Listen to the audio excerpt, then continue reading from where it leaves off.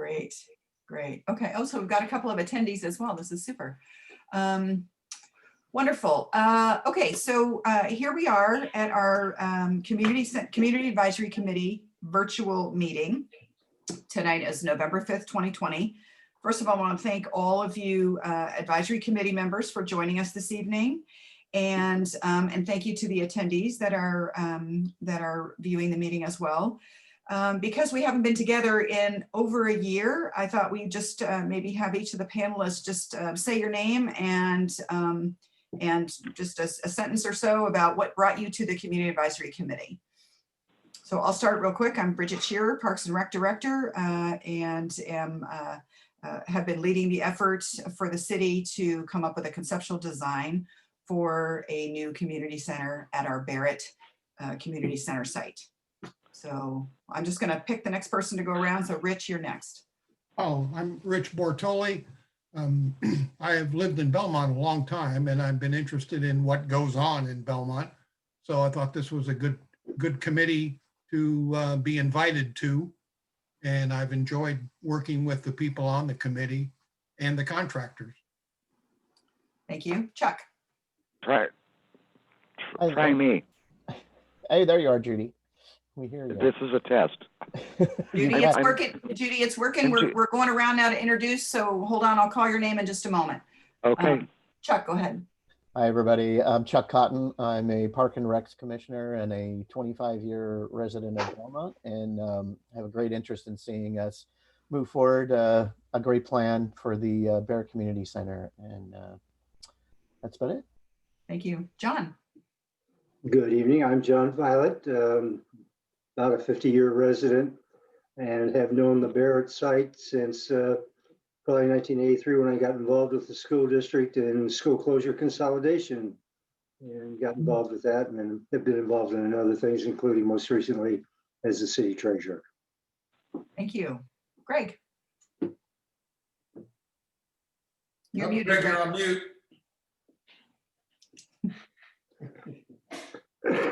Yeah, sorry about that. I was on double mute actually. So I unmuted my phone and forgot to unmute the computer. So hey, Greg Snow, I'm I guess 22-year resident. I mostly got involved probably because of my involvement in the past with youth sports. My kids are actually getting older now. My daughter's a senior at Carlmont and my son's in college. But I was very involved in youth activities. Plus we live right by Barrett Community Center, not too far away. So certainly was interested in providing some feedback for this project. Thank you. Alan. Alan Sarver. I'm, I think, a 26-year resident, and I love the opportunity to be involved in community planning, and I was very honored to be invited to join in, and I couldn't turn it down. It's a very interesting project, and I'm glad to be part of it with this great bunch of people. Thank you. Mayor Lieberman.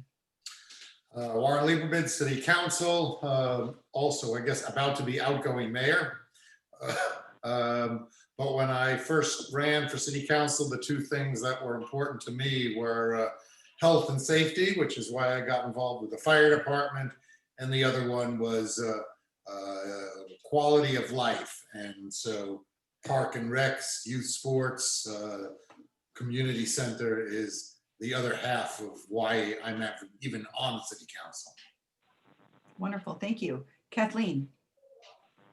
Kathleen Beasley, the manager of the Belmont Library. I'm very interested because since I've been the manager, the library's done collaborative activities with Barrett Community Center. Our two teen centers have often combined to do activities. And in fact, there was a period of time where the teen center moved over into the library, and Belmont Parks and Rec counselors actually ran it from the library. So I think there's great potential for collaboration. I think it's going to be a great addition to the Belmont community. And I was honored to be invited to this advisory committee. Thank you. Judy King. Judy King, I just want to keep this show going. I don't want it to be lost or forgotten anywhere. Wonderful. Thank you. City Manager Oskui. Yes. Well, thank you. Good to see everybody. And I'm just trying to make sure Bridget has all the support she needs in making this dream becoming reality sooner or later. That's the spirit. Thank you. Chelsea. Hey, I'm Chelsea and I'm one of the YAC representatives. I'm only 16, so I haven't really lived here as long as everyone else, but I'm still really excited. Thank you. And by the way, YAC is Youth Advisory Committee. So that's one of our youth organizations through the Parks and Rec Department. Maggie. Hi, I'm Maggie. I'm a senior at Carmont. I'm also one of the Youth Advisory Committee representatives. I've lived here for 10 years, and this project's really interesting to me because if we were meeting in person, YAC really uses the Barrett Community Center a lot, so I'm interested to see how this project's going to go in the future. Wonderful. Thank you very much. Great. Now, I just want to let everyone know we are recording this meeting, and we're going to be putting a link to the recording up on our Belmont Community Center project webpage. So that's going to be happening tomorrow or early next week. We are going to conduct this as a regular public meeting. So this is an opportunity for any public comments from any of our attendees, and then we'll have another opportunity for public comments at the end of the meeting. We'd like to limit any comments to no more than 3 minutes. If you would like to make a comment, those of you on Zoom, you can go ahead and raise your hand and Karen will call on you. So let's just take a moment here and see if any attendees are interested in making a comment. Let's see. And Bridget, I don't know if you know this, but in the event that anybody is participating and they only have phone access and can't raise their hand, is there a way for them to either indicate that they want to ask a question, provide input in some other manner? Yes, Karen will answer that for us, right, Karen? Yes, if you're calling in, you can hit *9 and that will raise your hand and then I can unmute you. Okay. Great, thank you. Great. Now I do notice one of the attendees, only the first name appears and it is Lillian. And I'm wondering if that's Lillian Speck, who was on the Community Advisory Committee. Lillian, if you'd like to be switched from attendee to panelist, you're welcome to do so. Otherwise, you're welcome to participate in the meeting as an attendee. If you're not Lillian Speck, then there's another Lillian out there. Oh, hand is raised. Okay. All right. Lillian, you can talk now. Lillian is muted. Oh, all right. I just unmuted. It's a pleasure to be asked to speak. I was a member of the panel. I've lived in Belmont for 26 years and as an active citizen on the panel. So providing a design perspective and the experience of raising children using Barrett and using Barrett myself. Great, thank you. Thank you very much. Okay, so why are we here? First of all, it's wonderful to see you all. It's been a crazy 2020 and it isn't over yet, but we are marching forward. The other reason we're here and that we've convened everybody a year later is because the council put together a strategic plan earlier this year. And that plan has several objectives, and it calls specifically for continuing the effort to advance the concept of a new community center at the Barrett site. And we did a lot of work last year. We came up with a deliverable that I think we were all very excited about. It came with a heavy price tag. And so the work this year has been to kind of start to explore where we might be able to get the funding support that we need for that. And we have, so certain things have occurred this year. We wanted to just give you an update about where we are and where things stand. So with that, I'm going to ask Karen to share the screen, the presentation. Thank you. Okay, let's go on to the next page. So we're going to talk tonight about the voter priorities for the community center. You may recall that in late April of this year, we did a citywide survey, and I'm going to share some of those findings with you and a little more of the findings. Then we're going to do a little project recap and talk about what the next steps are for the city. Next page. So since the Community Advisory Committee last met, as if you'll recall, the City Council did approve the conceptual design that we came up with, They did that in November of 2019. It is unbelievable that that was already a year ago. Since then, we've looked at different kinds of funding options, and then we conducted the survey in late April to assess voter funding priorities. The timing of that survey happened. It was something that we were hoping to continue that survey a little bit earlier to kind of keep the momentum that we had from November of 2019. But we all know what happened in late February and March and April of 2020. And so we kept sort of hoping that the COVID scenario would dissipate. It obviously did not. And then we were sort of on a critical path for putting the survey out to the community in a timely manner. And that's why it happened in April. Next slide. So what we found from the survey is Belmont voters identified a few funding priorities for the community center. First of all, it's a facility that would meet current earthquake and fire safety standards. And as the advisory committee recalls, and anyone who has been at Barrett recently knows, that is a 70-plus-year-old building. And the building codes have changed in those 70 years. So a new facility would certainly be warranted on that site. Also, the community values the services that we provide to our most vulnerable, including our seniors, but not only our seniors. And that might be in the form of meals or health screenings or flu shots. Those are things we do now at the Senior Center in Twin Pines Park. But obviously, if we had additional facilities, we could provide more options to our seniors or even expand our offerings to a greater, more diverse, vulnerable population. Then the community supports the continuation of providing space for care and enrichment for youth, seniors, and families.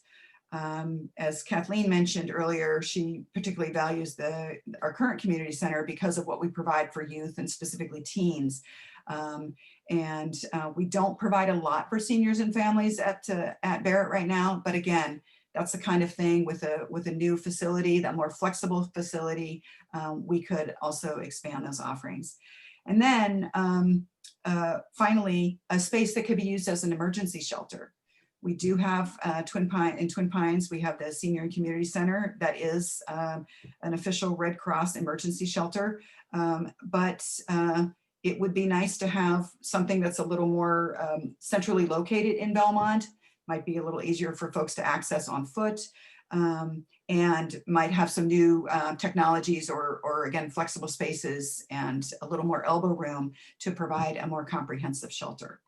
So what the survey found was that the voters are highly selective with what they're willing to pay for, and they prefer to think of things as outcomes from a service.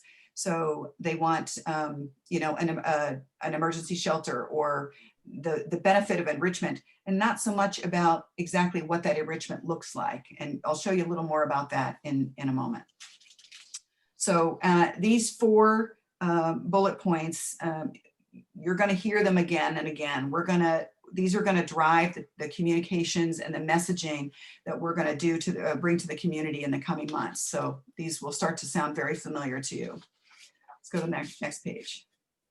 The good news that we got from the survey was that we in the Parks and Rec Department and in the city are aligned with what the community sees as our overarching purpose. And that purpose is to provide parks, open spaces, sports fields to the community. We do that every day, all day. We know there's room for improvement. We're actually starting a Parks, Recreation, and Open Space Master Plan to address exactly that. The city's last master plan happened in 1992, and a lot of things have changed in Belmont, and the way people use parks and open spaces and how they recreate, those things have changed. So it's time to engage the community on that effort. So we're going to continue to do that. And the community also strongly supports providing a safe space for relief and emergency recovery for local families.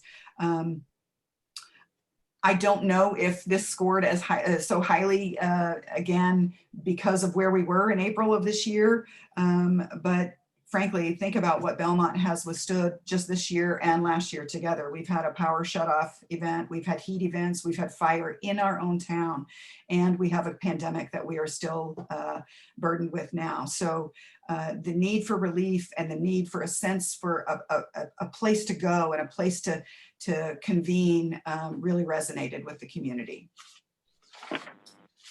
Next page, please. So here's a little bit about the methodology that went into coming up with those findings I just shared.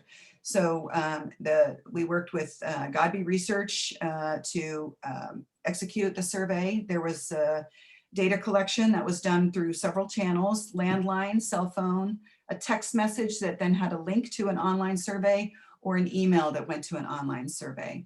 The total universe of potential samplees was our November 2020 likely voters. And the survey was conducted in, as I said, late April of 2020. Interviews that were done by phone took about 26 minutes, which is a long survey. So thank you to anyone that stayed with us through all 26 minutes. We got 521 responses, and that is actually a good response. I took a statistics class many years ago. I don't profess to know the math. That's why Godby Research does these things, but they said it was actually a good response rate, especially online.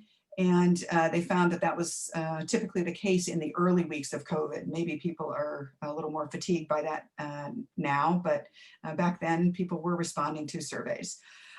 We do know that the next opportunity to maybe present something to the voters of Belmont would be in 2022.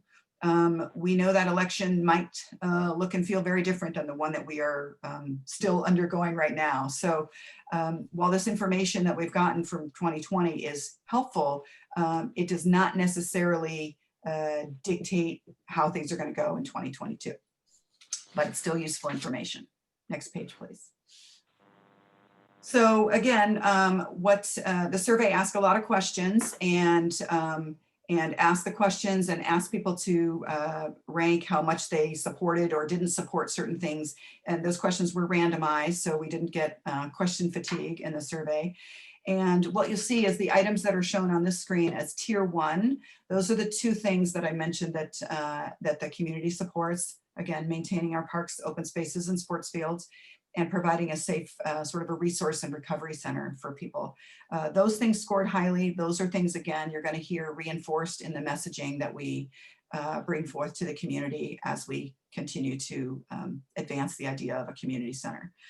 The next list of items we called sort of tier 2. They didn't score as well, but they still, when we combined our much more likely and our somewhat more likely scores, they still did pretty well. And then and that's why they're in the tier 2 here. The red bars and the green bars show you a little bit sort of a weighted compilation of the somewhat more likely percentage and the more likely percentage. So so something that has the 0.76 had much more likely responses and fewer somewhat more likely responses. So that would have a greater likelihood of success in future messaging and in a future campaign. So the things here that we want to focus on are, again, the other bullet points I mentioned to you. Providing a safe earthquake and fire code current building, providing some amenities outdoors for outdoor relaxation. That kind of goes again along with maintaining parks and open spaces and recreation fields. The items C and J, or the item C, maintaining the preschool and after school programs, that goes to the care and enrichment that I mentioned earlier. We again talked about the emergency shelter, and then maintaining senior services, health, fitness, wellness, and transportation programs. So again, continuing to provide more and expanding the types of activities that we're already offering. So it's good to know that we're doing the right thing, and we'd certainly like to do more of that. So let's show the next page. This shows you, so tier 2, you can see it's again more of the care and enrichment of our diverse and all age demographic population. But later on, when we talk about the items N, K, L, and M, those are very space-specific questions that we ask the community. And you'll see that those did not score very well. So when we specifically asked people about an arts and crafts room, they weren't that excited about it. We do offer arts and crafts at Barrett now. We would like to continue doing so. We certainly intend to do so, but messaging to the community about, hey, we're going to have a new arts and crafts room is not going to garner the type of support that we needed. And interestingly, having providing a new gymnasium is not the way to sell this community center to people. We're going to be talking a lot more about the kinds of things we can do at a gymnasium. For example, a gymnasium can be a shelter. Oops. Oh, am I out? Did I just get logged out? Can hear you. We're good. Can you hear me? We can Yeah, hear you. you're still there. Yep, you're good. Oh, okay. All right. Oh, that's weird. It's like, okay, sorry about that. So as we talk about the community center, again, we're going to talk about the programs that we can offer in the community center. And again, we've designed it, or the conceptual design builds in a lot of flexibility, so our spaces can be expanded or contracted as needed. But what we're going to talk about are the programs and what and sort of the mood and the feeling and the experience that we're going to deliver in the community center. That's what you're going to hear about. Okay, let's see. So that's it. Next slide, please. So just to remind everybody, I know the advisory committee has seen this slide many times, and we are in that little gray space between phase 1 and phase 2, and that has obviously taken a little longer than any of us would like. We all know why that's the case. But this is where we are now, and we're refining our message and reviving our message to bring that out to the community. So I want to assure everyone that we are still moving forward with the idea of a new community center in Belmont. Next page, please. Just to remind the advisory committee, our conceptual design plan, if you recall, flipped the building and the field. So the building would be situated closer to Ralston to give it a little more of a presence, kind of and sort of nicely balance the way the library is situated at Belmont Park. And then the sports field would be on the Belburn side. There would be parking that would connect the two streets. Again, we had a traffic engineer talk to us about how that might actually benefit the neighborhood and some of the traffic flow in the area. We would have a dedicated dog run area, and the community center footprint included, the way it's shown here, included a gymnasium and a pool, as well as continuing the childcare program, the licensed childcare program that we offer currently, and after school and all sorts of enrichment spaces. Okay, so this was a great start. Obviously, we can't build off a plan like this, and there's still a lot of work to do, and the devil's in the details. But again, really want to commend the advisory committee for getting us to this place, because it was an interesting, very interesting journey, and with your help, we got to this point. So thank you for that. Next slide, please. So this is just a flyover view, just to remind everybody that some of the buildings were going to be a little taller than what's at Barrett right now. That was another reason to pull it closer to Ralston, so that it would have minimal impact on the residences that are situated around the site.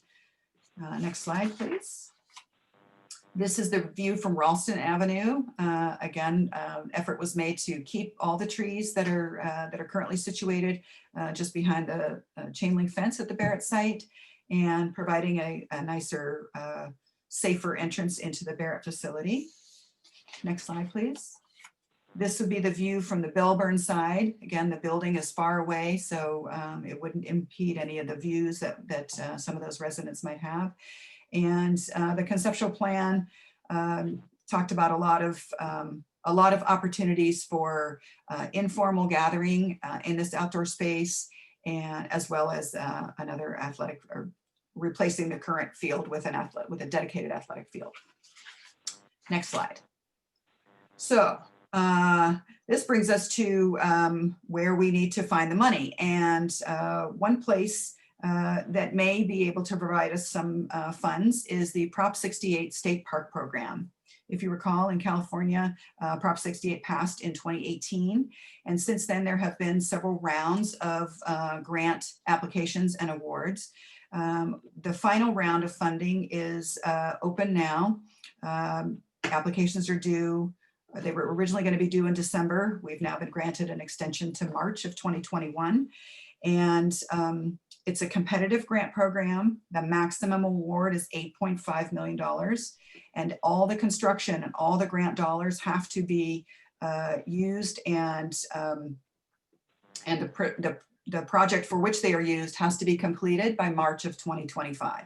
That date may also get extended, but I have not heard anything definitive on that.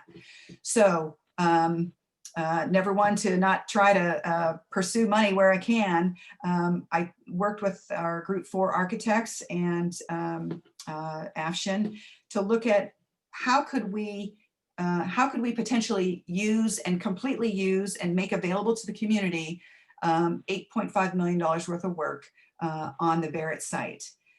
If you recall, just to put the 8.5 million in context, when we originally talked about our conceptual plan, we talked about perhaps building the building first. Just building the community center itself would be about $40 million. Adding the building plus all the sports fields and parking and all that would be about $40 million. Then we could have, in a later phase, added the pool and the gymnasium for an additional $16 million.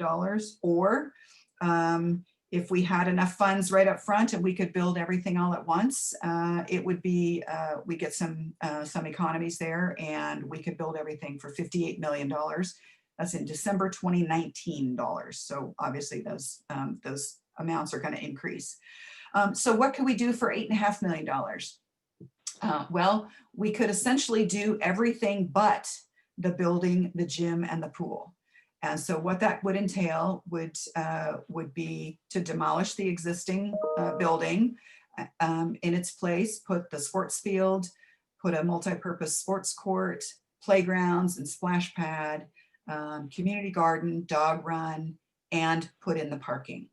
So that's great. That could be done for $8.5 million. That would be the design work, the demolition, and the construction. What that doesn't give us is the building that we need to deliver the programs that community needs. So, so we thought about how we might be able to solve that challenge, and we could do it with temporary modular buildings. Modular buildings are not ideal. However, they would be air conditioned. Our current building is not. They would provide ADA access in a way that our buildings currently do not. And so they might actually be in some ways a more pleasant experience than what people have right now when they're at Barrett. So we could potentially build out everything that would be part of this plan, and then place some modular buildings on the site, and continue to operate a community center. So kind of figured that this was worth a try. So we wanted to share this idea with you and get any of your thoughts and feedback on it. And then the plan would be to move ahead. So I just wanted to talk to a little bit about some of the pros and cons of doing this. So the pros for going ahead with this are, we have a good plan. We did a phenomenal job of reaching out to the community and really hearing what the community wanted in their community center, and it is reflected in the design. And that's something that in understanding how the state reviews their grant applications, I feel, and in consultation with our architects as well, we feel that we would actually score pretty highly on our community outreach efforts. Obviously, just upgrading the outdoor amenities and from what they are now at Barrett would already be an enormous benefit to the community. And as I mentioned, it's a competitive grant. There are two criteria for being competitive. We meet one of the criteria, and you only have to meet one in order to be able to participate in this grant application. And the one that we meet is that at the Barrett site, the residents that live within a half-mile radius, the criteria is we have to offer less than 3 acres per 1,000 residents within a half-mile of this site. And believe it or not, at Barrett, we do meet that criteria. We have about 1.84 acres per 1,000 residents in that area.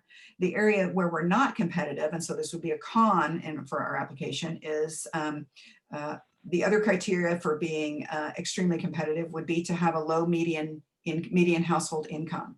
And if you are below $56,000 per household, you would be considered very competitive for this grant. Obviously, Belmont is not a disadvantaged community to that degree, and particularly in the area around Barrett, we do not meet that median household criteria. Nonetheless, my feeling is our pros outweigh the cons. Number one. Number two, there have already been 3 rounds of grants awarded to disadvantaged communities. So this might be an opportunity to access some dollars that are available for less competitive communities. So that would be my goal, is to go ahead and try to go ahead and apply for this grant. Even if we don't get this grant, just putting this effort in and communicating with our legislators in the county and maybe in the Bay Area and in Sacramento about the need for a new facility here in the heart of Belmont, we may be able to find some additional funds through other sources as well. So, so it's worth going through this effort. Next slide, please. So what are the next steps? The next steps would be to submit a grant application for funding for this partial renovation. Now, I meant to acknowledge also, I recognize that doing things in this order, putting the field in place first and the building later, is opposite of what the Community Advisory Committee and had agreed to and had discussed earlier. I'm only recommending this in order to potentially access these funds. So I recognize that is probably another con to pursuing this path, but if we can get $8.5 million to move things ahead, it may be worth it. So then second, we do need to continue to explore other funding opportunities within the Belmont community and beyond. And again, putting together this grant application package may help us do that. Then we're going to continue to reinforce the purpose of the new community center through communications and outreach. Again, you haven't heard a whole lot about it during 2020, but that's going to change. So again, those 4 points about providing the kinds of programs and the experiences that our community wants, and having a safe building and a resource center, those kinds of things, you're going to hear that messaging over and over again. And then we're going to reach out to specific individuals, some stakeholders either in the community or larger, and see if we can get some support for coordinating the message, advancing the message, and potentially also funding support. So I just want to reassure the Community Advisory Committee that your efforts in 2019 were not for nothing. It is not just a plan on a shelf. We are continuing to move this forward. We have council support to do so, and I'm really excited to continue moving it forward. So with that, next slide.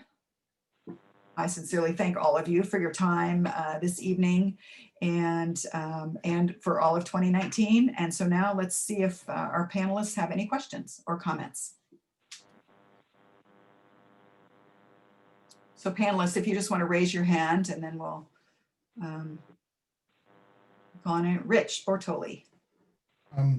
Yeah, thank you. I actually went back through my little folder of things to try to refresh my memory, since it is a year, and I'm old and forget things.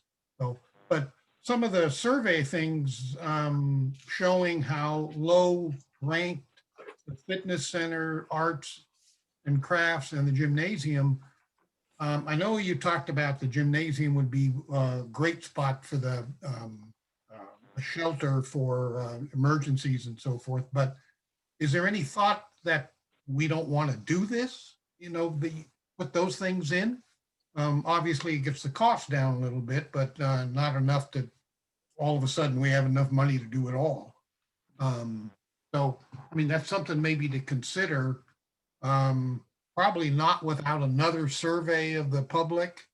That just seems too quick.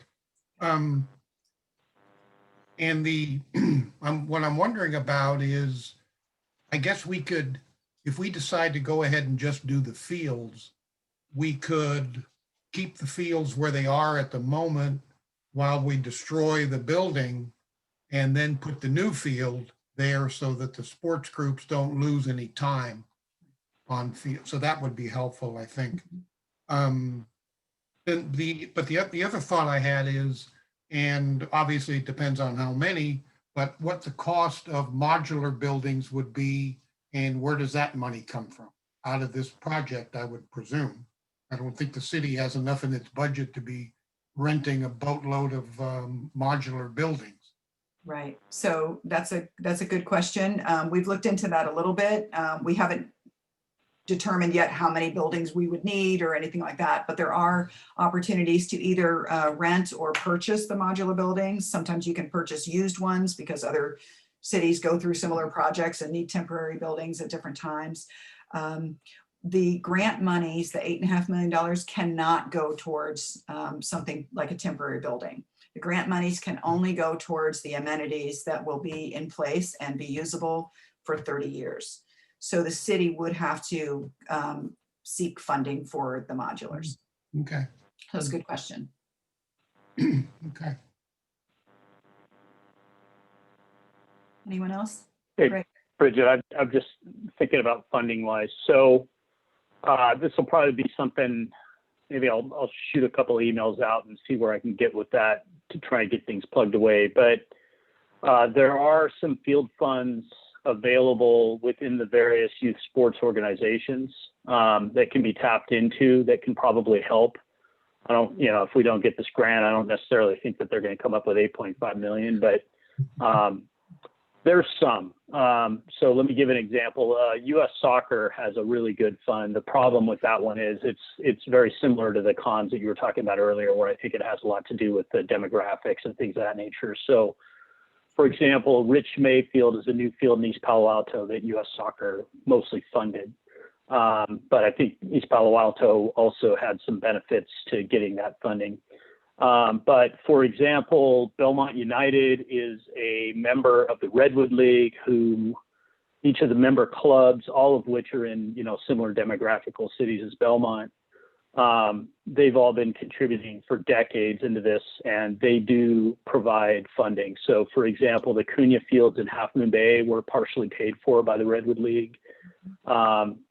Traditionally, AYSO's got some stuff, but through COVID, AYSO at the national level, not at the local level, but the national level, is really, really hurting right now. So I don't necessarily see that as being one. But I do think that there's potentially some opportunities that are available for some fund grants that we can explore to help with like an early phase with the field size, because there are some organizations that can help with that.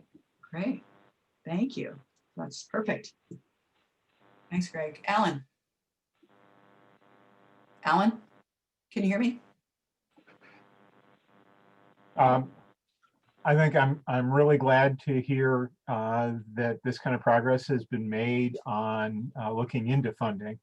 I think in terms of funding a project like this in the community, nothing builds the goodwill and support like already having some funding that has come in from externally. And I think if we're going to be able to present a project to our community and talk about substantial chunks of funding that are already in place and how much that has been able to reduce the overall burden that we would then be asking the community to contribute, that is a really large leg up in the funding campaign to go out to the public. So with all of the distraction of this year, it's a really good piece of news to me to hear the amount of focus that has remained on the project and some of the real nuts and bolts of making it happen. So thank you for that. Great. Thank you. Anybody else? Mayor Lieberman. You're on mute, sir. Yep, thank you. I just had to find how to undo it. So you know, the little bit of, so to speak, insight and overall perspective I want to offer is just, you know, first of all, a big thank you clearly to the staff for their efforts on doing this and putting the grant money together. Also to all of you that are participating and have participated as well, even those that are not on the call tonight. But this effort, if you will, we all know it is a big leap. And just getting everybody involved, willing to do this. I will tell you, there were, you know, when I started on the council 15 years ago, there were a lot of people who, even if they thought this might be a good idea, didn't want to come anywhere close to doing anything like this because they were just afraid that nothing would ever happen. You know, it was something that they could see all the downsides of being involved. And I just kind of want to give all of the folks, all of you, a lot of credit for your willingness, I believe, to step up and to be part of this stuff. And it's a risk. I mean, it is a risk to be part of this, let alone in the COVID time right now, because people have so much on their plates and other thoughts. So with all of that in mind, truly this grant application, we know it's a long shot. We don't really expect to get it, but you don't get it if you don't try. And also we're hoping to see, what do we learn from it? What feedback do we get, right? So we may use this as a stepping stone. To Greg's points, there may be additional support that from the various leagues, we may be able to work things out. And hey, that's wonderful. I hadn't even certainly been thinking about stuff like that before. So Greg, thank you for pointing that out. And that's part of where I see a lot of the value from this kind of effort. I think at some point this is going to happen. I don't know, may not be today, may not be tomorrow, right? But we're moving in a direction that I think ultimately is going to be really good for the community. And I just want to put that in the context of, you know, I don't know where this is going to lead, but I'm glad it's got the support. You know, Rich's comments, Alan's comments, just very, very good stuff. I think for helping us, again, make a little bit of progress, and something very good will come out of all this. Thank you. Thank you. Director Shearer, we have Lillian raising her hand. Would we like her to speak now? Okay, sure thing. Thank you. Lillian, go ahead. Okay. I think it's a really interesting strategy to flip the building sequence in order to qualify potentially for the funding. But just thinking through the progression. So if the modular buildings are installed on the land, the idea is that eventually the goal would be to have the funding to build out the original plan or some variation. So I'm wondering if you've thought through how the programs would be accommodated if then the modular buildings had to be removed in order to start the building. Good question. I didn't point it out as clearly as I should have on the slide, but the modular buildings would actually sit on the parking lot, not on the footprint where the new building would be. And therefore the modular programs could still continue. Obviously not ideal to have some of those things right next to a construction site, but if that's what we would need to do to get it done, we would find a way to do it. And also, as Rich pointed out, maybe in sort of reviewing with the community, you know, okay, you know, do you really want the gym, and do you really want the pool, and those sorts of things? Those might also adjust the footprint a little bit such that we could maybe change the size of the building, or the exact placement of the building, or the size and placement of the modulars, or something like that. So I think we have some flexibility, but you're right, that's something we definitely need to be very careful of as we move forward.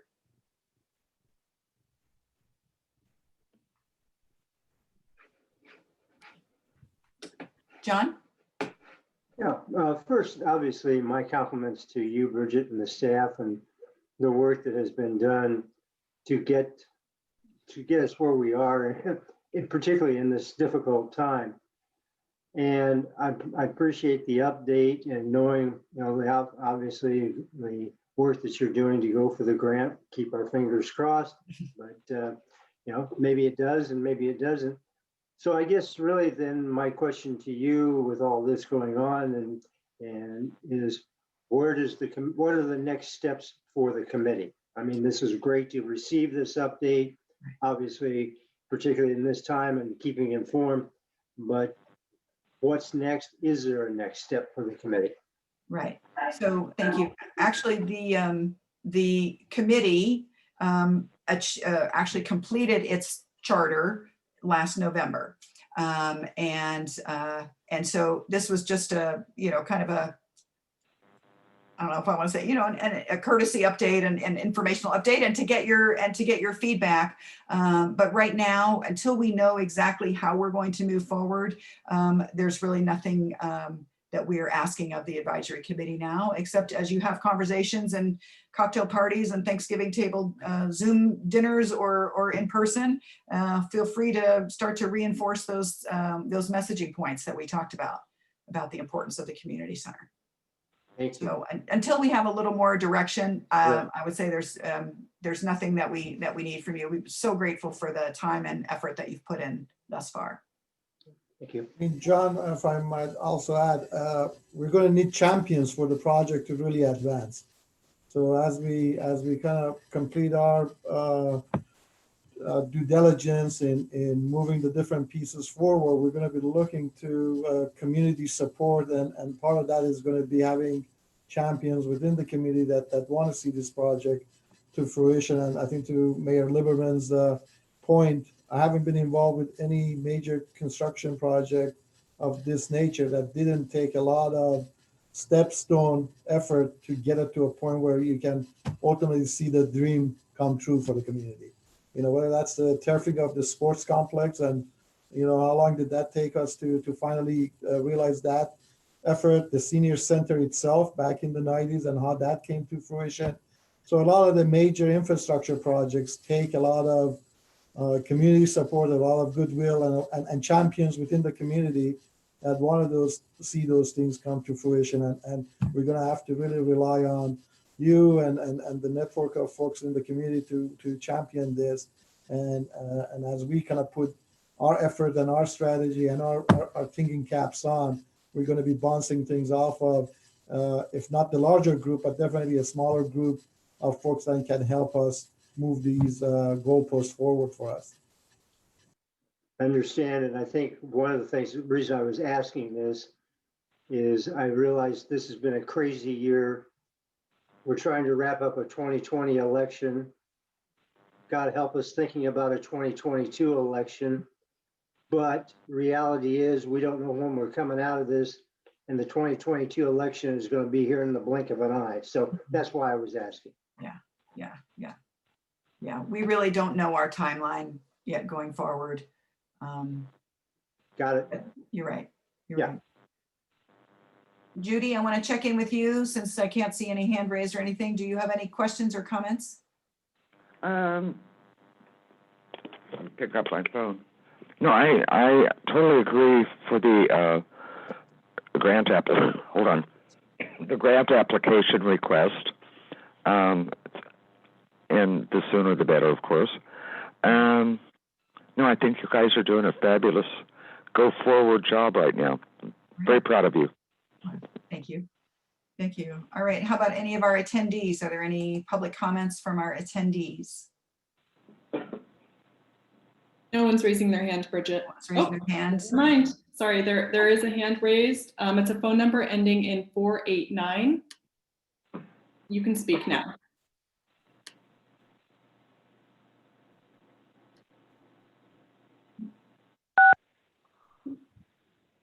Hi there, this is Denise. I live here in Belmont, and I was just wondering, is there a way that the public can see the opinion poll that was done with the 500 residents? Because I think it would be helpful. Thank you.